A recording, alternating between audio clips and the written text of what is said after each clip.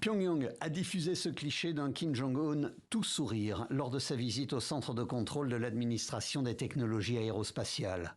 Sur l'écran géant de ce centre, selon l'agence officielle nord-coréenne, les premières photos de bases militaires américaines prises au-dessus de Guam, dans le Pacifique.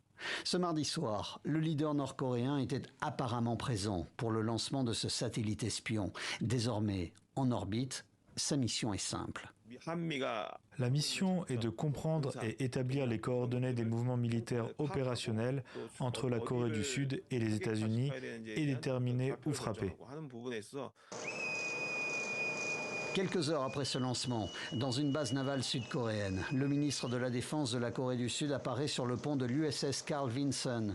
Hasard du calendrier, le porte-avions militaire américain vient tout juste d'arriver dans le port de Busan pour effectuer des exercices avec l'armée sud-coréenne. La réponse à ce dernier événement nord-coréen est tout aussi claire.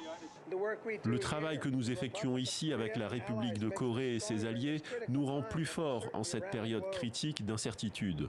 Il y a 2 mois, Kim Jong-un visitait ce cosmodrome russe.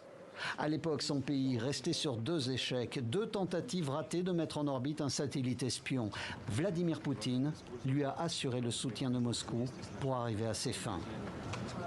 Ce mercredi, à la frontière entre les 2 Corées, rien n'a semble-t-il changé. Aucune arme nouvelle en vue.